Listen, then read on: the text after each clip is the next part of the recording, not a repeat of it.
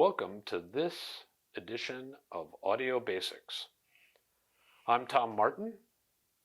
I'm the executive publisher of the Next Screen Network. That includes The Absolute Sound, Hi-Fi Plus, and Winding Road magazines. We have websites, we have YouTube channels, we've got you covered. In the Audio Basics series, what we want to do is address the fundamental questions that someone who's interested in music and interested in audio might have. As you probably know, the fundamental questions are often really important, so we want to start at the beginning. We're not trying to insult anyone's intelligence. It's more like, why is the sky blue? Your 3-year-old asked that, and it's actually a pretty good fundamental question of physics. So hopefully we'll be answering some of those really basic questions for you. I'm here with Lance Profit. He's the assistant publisher of The Absolute Sound and Hi-Fi Plus, and he's going to play the role of the questions department. And I'm going to play the role of the philosophy department, where I try to answer with some attention to first principles the questions that Lance poses. So Lance, what have you got for me today? All right, Tom, thanks for having me. Today I will be playing the role of a 24-year-old fresh college grad. I remember that. I remember that stage well. Me too. I'm not that far away from it, but yes, I am. Yeah. But anyways, just like myself at that age, I'm a musician, still playing bands, but loved it in college, played a lot more back then, obsessed with music. But fresh after graduation, you get your own place, and again, playing the role, I would like to have someone describe to me what is an audio system. I want an audio system. I want to enjoy my music on a better level. Where do I start? Okay. Well, let's separate this into two parts. The first part, I would say, is that for a lot of people, the starting point for what is an audio system starts right here. Mm-hmm. An audio system consists of some kind of a source and some kind of a listening device. The source would often be your phone, and the listening device would be a pair of earbuds, a little bit hard to see on video, or a set of headphones.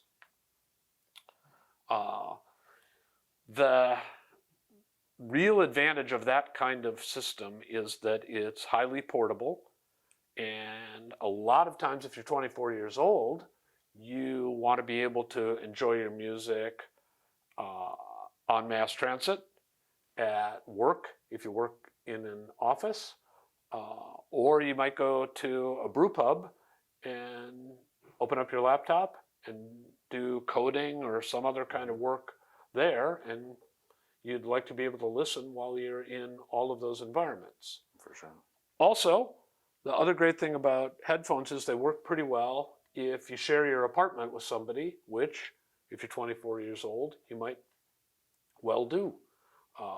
So you can strap headphones on and you won't annoy your roommate, who may not be interested in your taste in music, or may have a hangover, or who knows. But as much as we all love music, we don't always love the other guy's music played when the other guy wants to play it at the volume he wants to play it while we're trying to do something else. Exactly. So headphones and mobile device, I would say, is the common answer for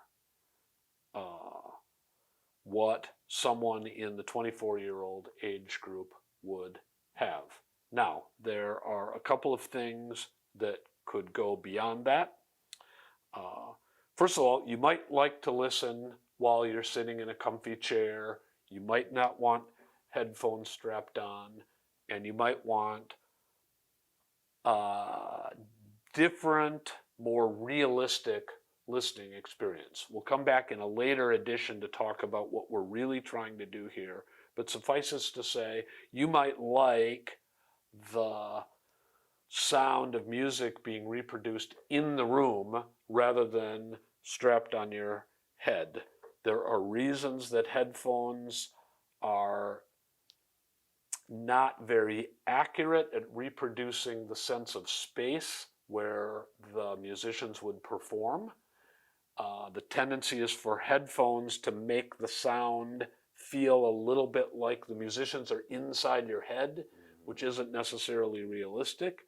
That might annoy you. You might also not like wires, although almost everybody would be using Bluetooth headphones, so you don't really have that problem. But still, especially if you have headphones, not earbuds, you just don't have the same mobility. If you like to walk around your apartment, go get a cup of coffee, whatever. So you might like the sound to be out in the room. When we have sound out in the room, we typically have what audiophiles would call a stereo system. Audiophiles tend to start their thinking about music reproduction with a 2-channel stereo music system.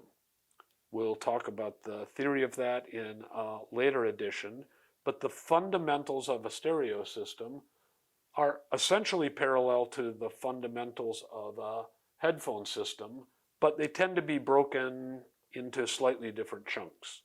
So normally what you would have with a stereo system is you would have a source. A source is just a fancy word for some place where the music is stored and delivered to the rest of the equipment. In the case of our phone-based system, the files come from probably Spotify or Tidal or a music streaming service. So the actual recording is in the cloud, and then the phone acts as a delivery device to an amplifier that's also in the phone. So we have to take the digital signal and we have to turn it into something that the earbuds or the headphones can turn into actual sound, and we do that with a D to A converter, we'll get into that later, and an amplifier, which gives you enough power to actually make sound from the headphone device. In the case of a stereo system, similar deal. We have a cloud-based music service where the files exist, or we could have a turntable. You would rarely have a turntable with headphones. It can be done, but most people probably wouldn't. You could have a turntable as a source. You could have a cloud-based service like Spotify as a source. Maybe I could bring back my old CD collection. You Isn't could that bring back a thing your these old days? CD collection, and you could play CDs on a CD player. You could have, we've reviewed these recently. Well, that's you could actually have a tape acting deck. like me, not quite the 24-year-old these days. Yes. I'm sure they don't have the CD collection, but Although what we have seen is a lot of people have collections that have been handed down to them from my a kids, brother, yeah, exactly. sisters, your dad, whoever it might have been. So some people do have CD collections, but you could have CDs, you could have vinyl. In theory, you could have tape. If you're really old school, you could have cassettes, although I would highly recommend against cassettes. Super old school people could have 8-tracks. Again, forget about it. It's not the way to get high quality, but vinyl is great. Cloud-based streaming is great. CDs are great. That's your source. Okay. Then we deliver that. I'm being very basic here. We deliver that to an amplifier. Here's a good example of an amplifier. That's just a device that's capable of generating enough power to actually drive headphones or what you would have in your apartment, which would be speakers. And you would, to have stereo, you would have to have two speakers. You have a left speaker and a right speaker, and that's so that we can present something that's like the stage on which the musicians perform. We can't do that with one speaker because one speaker can't represent left to right space. That makes sense. We have to be able to have a left signal and a right signal that are different so that we can present stereo, which can position the performers anywhere between the two speakers by controlling the relative mix of the performers. So if you want a lead vocalist in the middle of the what audiophiles call the sound stage, but you can just think of it as the stage. If you want the lead vocalist to be in the center, which is typically how a rock performance would be arranged, then you have the vocalist have an equal signal in both the left and the right signal, and that makes it appear as if the sound is coming from the middle. But let's say the bass player is stage left, or from the stage right, stage left from the perspective of the audience. If the bass player is over on the left side from the audience's perspective, then we put the bass player signal in the left speaker, and he appears to be coming from the left side of the stage. Oh, that's cool. Then often the drum kit would be behind the vocalist, and so we would again mix the drum kit as if it were basically in mono, and then the lead guitarist would often be on the right, and we would mix him or her into the right channel speaker, and it wouldn't be, it's called hard panned. The guitarist wouldn't necessarily be hard panned right. The guitarist might be center right because the rhythm guitarist might be center left. And so we can position these people on the stage by having two speakers, something we can't do with mono, where everybody's just in a pile of sound in the middle where the speaker is. So we want to have two speakers so that we can represent space, and we often want to have sound out in the room because we can do a better job of representing space than we generally can with headphones. Again, we'll come back probably in a later edition and talk about some of the circuitry that's been designed to make headphone sound a bit more outside of your head. It's a tricky process, and there are reasons that it's a very tricky thing to do. But generally, it's much easier to do a spatial representation if we're using stereo with speakers in the room. So, to summarize, we have a source. That could be a phone, that could be a device called a streamer, that could be a turntable that plays back vinyl, that could be a CD player. There are other sources, but that gives you the basic idea. That's where the music comes from. The source goes into an amplifier. There's usually a box in between. It's often about this size. This actually is one. Where you've got a D to A converter, so the digital signal that comes from the cloud is turned into an analog signal. And again, we can talk more about the difference between digital and analog, but we turn the digital signal that's coming through the internet into an analog signal that can be amplified, and then the amplified signal has enough power to make the speakers loud enough to be realistic sounding.